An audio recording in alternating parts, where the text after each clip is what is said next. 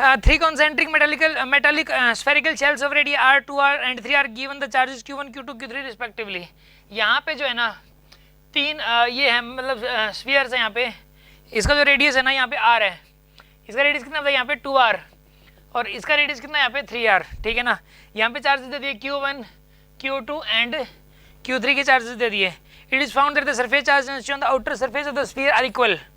It is found that the surface charge densities on the outer surfaces of the shells are equal. Surface charge density में the ratio of the charges given to the shells is okay. Surface charge density बताइए इसकी कितनी आ जाएगी यहाँ पे, इसकी आएगी q1 upon में 4 pi r square, this equals to q2 by 4 pi into 2r का स्क्वायर और इसकी आएगी q3 बाई में 4 पाई इंटू 3r का स्क्वायर. अब ऐसा करने का भाई, अब इसके अंदर जो है ना रेशियो बताना आपको, 4 पाई गया है ना और इसके अंदर आएगा फिर q1 बाई आर स्क्वायर, इसका आएगा q2 बाई 4r स्क्वायर, इसका आएगा q3 बाई 9r स्क्वायर, ठीक है. तो ये रेशियो आ जाएगा 1 q बाई इसमें ना, इसमें देखो r स्क्वायर से r square cancel, q1 is equals to q2 by 4 ratio q3 by 9. अब एक काम करो, q1 की वैल्यू तो q1 ही मान लो, ठीक है.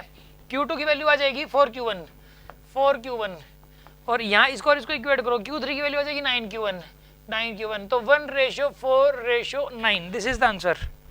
समझ आ गया होगा आपको ये. देखिए जो ये वाला क्वेश्चन है ना, इस क्वेश्चन का आंसर जो है ना डी है, मतलब एक्चुअल में सी नहीं है. इसका रीजन क्या है, क्योंकि मैंने स्टेटमेंट को सही से नहीं पढ़ा था.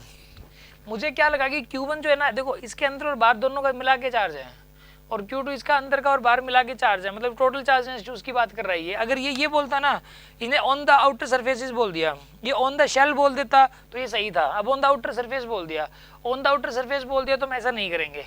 अब देखो इसके कैसे, अगर ऑन द शेल बोल देता ना charge density of the shells तो फिर इसी तरीके से करते हैं.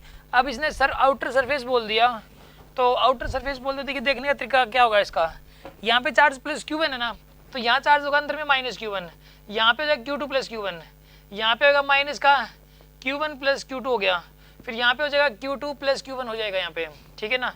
अब देखो इसके आउटर सरफेस पे, इसके इनर सरफेस पे 0, आउटर सरफेस पे q1, इसके इनर सरफेस पे माइनस q1, आउटर सरफेस पे q1 प्लस q2, इसके इनर सरफेस पे ये वाला और इसके आउटर सरफेस पे ये वाला. आउटर सरफेस पे चार्ज अलग है. अब एक काम करो, इसके सरफेस पे पोटेंशियल देखो कितना आएगा यहाँ पे, k q1 बाई में r इज इक्वल्स टू, यहाँ पे इसके आउटर सरफेस पे क्या आएगा, k q1 plus q2 by में 2r, ठीक है, इज इक्वल्स टू, ये क्या कर रहा हूँ मैं, इसके अंदर ऐसा करना पड़ेगा, k क्यों लगा रहा हूँ, चार्ज डेंसिटी देखनी है. चार्ज डेंसिटी q1 बाई में 4 पाई r का स्क्वायर होगी चार्ज डेंसिटी और इसके सरफेस पे चार्ज डेंसिटी कितनी होगी यहाँ पे, q1 प्लस में q2 डिवाइड बाई में 4 पाई 2r का स्क्वायर इज इक्वल्स टू, इसके आउटर सरफेस पे क्या आएगा, q1 plus q2 plus q3 by में 4 पाई 3r का स्क्वायर हो जाएगा आपके पास, ठीक है. अब ऐसा करने का भाई, 4 पाई से 4 पाई गया, ठीक है ना. अब इसके अंदर आएगा q1 अपॉन में 1 r स्क्वायर से r स्क्वायर कैंसिल कर दो, q1 प्लस q2 बाई में 4 is equals to q1 plus q2 plus q3 by में 9, ये आ जाएगा आपके पास. अब एक काम करो, इसको और इसको इक्वेट करो, यहाँ पे आएगा 4q1 is equals to q1 plus q2, ठीक है. इसको इधर ले जाओ, q2 की वैल्यू कितनी आएगी यहाँ पे, 3q1 आ जाएगी q2 की वैल्यू तो, ठीक है. अब ऐसा करने का कि इसको इधर ले जाओ अब आप, ठीक है ना. इसको लिखोगे, इसको इक्वेट करो, 9q1 is equals to q1 plus q2 plus q3. अच्छा q1 प्लस q2 को 4q1 बोल सकते हो, क्यों इसको 4q1 बोला जा सकता है, q1 प्लस q2 को, ठीक है ना. 4q1, 9q1 is equals to 4q1 plus q3. अब इसको इधर ले लो, ये कितना आएगा यहाँ पे, ये 5q1 is equals to q3.